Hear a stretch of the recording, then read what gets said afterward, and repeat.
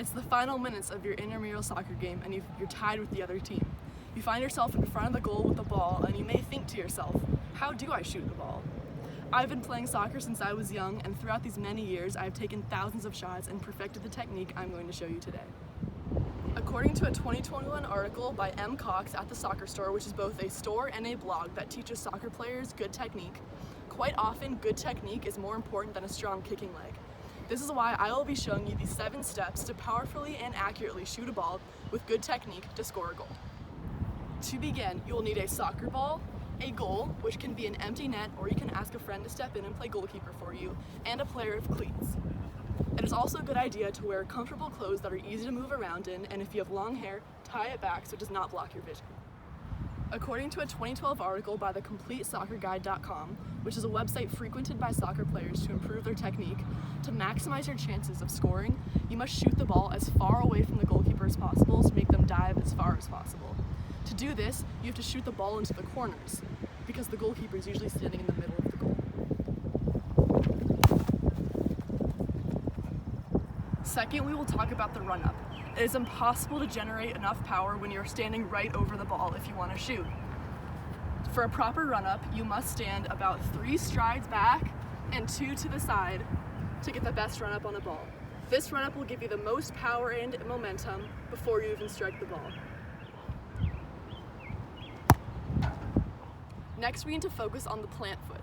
The plant foot is the foot that is planted next to the ball, not the one that is striking the ball. This is important because while the run-up builds momentum and power, the plant foot dictates accuracy. It is very important to plant your foot pointed directly at the target that we chose earlier. Avoid pointing your foot in another direction because naturally the ball will go in this direction after it is kicked. Furthermore, the plant foot should be about half a yard away from the ball to ensure there's enough space between the 2 feet when the ball is being kicked to score the goal. While your foot is being planted, it is also important to position the rest of your body. The best body position is to be leaning slightly over the ball with your arms out for balance. It is also important to focus on the ball and not the target. The goal will not move, so instead focus on the contact with the ball. It is important to avoid leaning back, because leaning back will cause you to kick the ball higher than desired, likely over the net. Now we can talk about the strike of the ball. This is the point at which your foot makes contact with the ball. You should aim to kick the ball with the laces part of your foot, or the top. Though it may seem instinctive, avoid kicking the ball with your toe. According to CincinnatiFootCare.com in 2018, since the contact area is small, the pressure placed on this bony part of the foot is large. This significantly increases the risk of bruising, nail trauma, and growth plate fracture. Furthermore, it gives the kicker no control over where he's kicking the ball, making him less accurate. You should also aim to strike the ball in the middle or the bottom half of the ball. If you were to hit the ball on the top half, this would result in an unideal shot and potential injury. To strike the ball, begin with a bend in your knee and your hip. Draw your knee and your hip back and then swing through, extending at the hip and the knee until you make contact with the ball.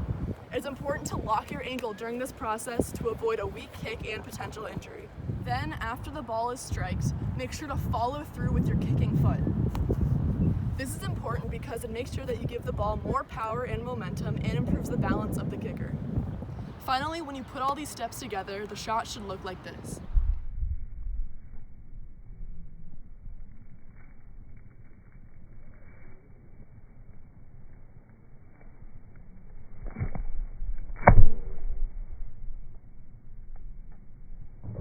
Finally, improvement does not happen overnight.